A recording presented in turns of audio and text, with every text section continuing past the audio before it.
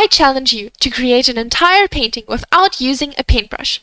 Just a pizza box. For this project you might need a standard pizza box, preferably pineapple pizza because it's obviously superior, a sheet of canvas paper, a plate from the kitchen for mixing, a pair of scissors, a water spritzing bottle to clean your glosses, a few tubes of paint, and preferably some hands. You can also try this activity with your feet, however, the method is not guaranteed success. Start by adding blobs of paint to the plate. The blob should be about the size of jelly beans or Skittles. Please don't eat them.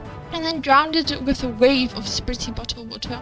Acrylic paint dries super fast, so you gotta rehydrate it from time to time. Now we can actually start painting. Our pizza box is also our mixing tool, which is great. So we mix the color of the koala bears, or more precisely, the exact shade the British skies at 90% of the year.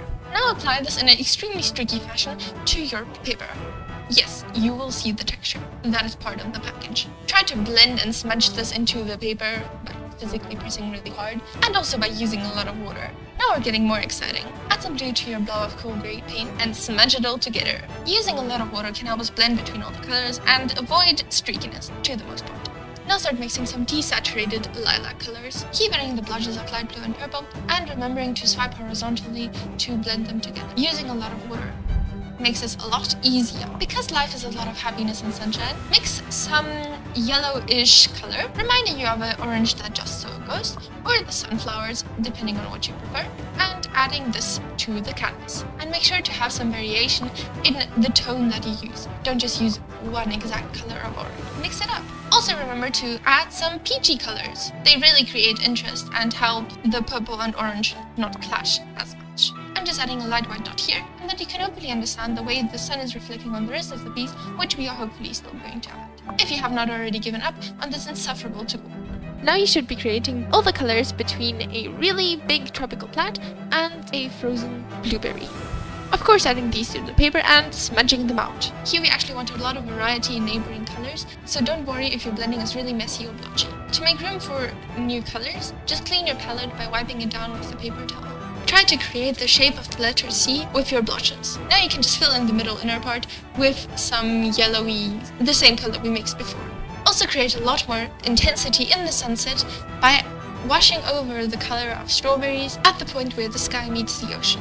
Now we're adding the second layer to our background sky part. This is done by just mixing about the same colors and adding them streakily over the areas where you can see a harsh line or definition and you want to remove that and make it a smooth sky. To the opposite effect, mix some darker colors and add the streaks and stripes and blotches on the sides of the wave. Try to create movement, everybody. Don't just make horizontal lines, please. Adding darker colors at the bottom gives the painting a lot more weight and grounds it. But don't forget that small bits of the darker colors can also appear at the top of the wave to have cohesion in the color of the ocean. We're going in with another blending layer over our background sky. Don't be scared to use more intense colors and to really mix them up. Remember that it doesn't have to look perfect. It can still be super blotchy. There just has to be a smooth fading between the blotches of the individual colors.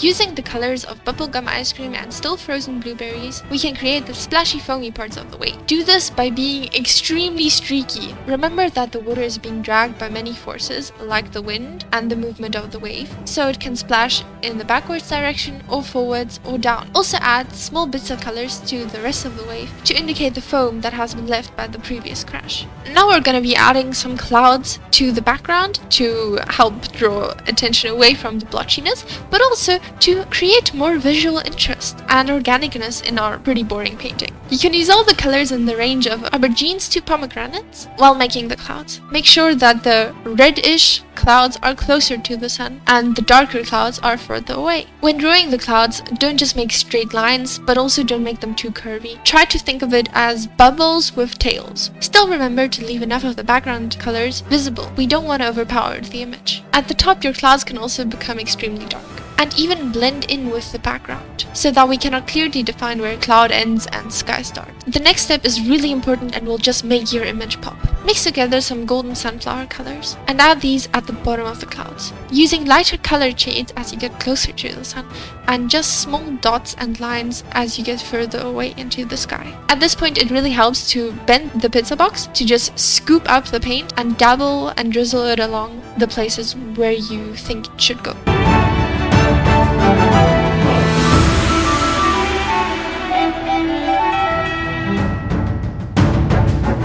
Using the same technique we used for the clouds, we're going to make some more blotches on the wave, this time with a lot more detail. These are supposed to be in the shades of lavender. Try to see the image as a big foreground wave and just a little bit of ocean in the background. So vary the type of blotches you make depending on the place where you're using them. The background ocean part should be more stripy. Now take some of the golden glows and blotch these down on your wave. This really ties all the colors together and creates union in the painting. The wave no longer looks separate from the background, but as part of one image. Make a lot of stripes and blotches. This is a pretty repetitive process, but do the same with some other variations of colors. Maybe some darker ones, maybe some more blue, maybe some more green. You really want to create texture and variety in the blotches. In this way, we achieve the look of deep but still transparent ocean water. When you get to the top of the wave, you can really be extremely striped. Here you can just physically stamp all the lines on, or you can just swipe them. The stripes let us think of action and is contrasting to all the stillness and sereneness of the background. It draws the eyes in. Be messy, be loose, and have fun. In painting, not real life. At the end of the day, your stripes should make your wave look like a porcupine. Then you've done a good job. Make sure to balance the colors in a way that most of the shades in the background are somehow appearing on the wave, because the water is reflecting the background. Remember that the last 10% of details take an extremely long amount of painting to just get the image from good to perfect, so don't stress about it. You might have to begrudgingly redo a section because your pizza box stripes and blotches didn't have the same idea of an image as you had, but that is okay. You can be glad in the fact that you soon won't have to be using extremely messy, dodgy art materials that probably don't belong in your art drawer.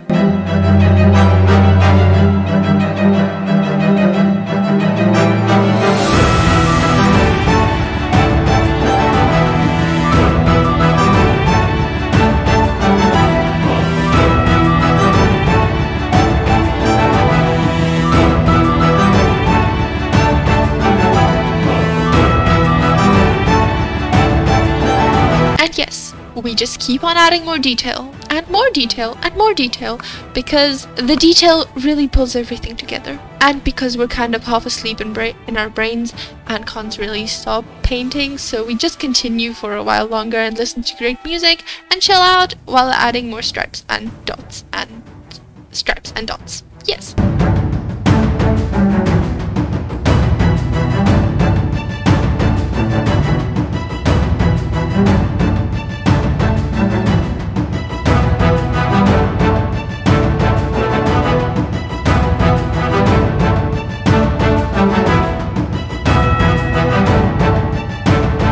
At the end, I'm going in with another wash by just diluting the acrylic paint. This helps me have slight tint changes where necessary. If you enjoyed the video, make sure to boop the like button. And if you want to attempt this challenge yourself, I really don't recommend it. Send me a picture on Instagram. Now, without further ado, the finished result.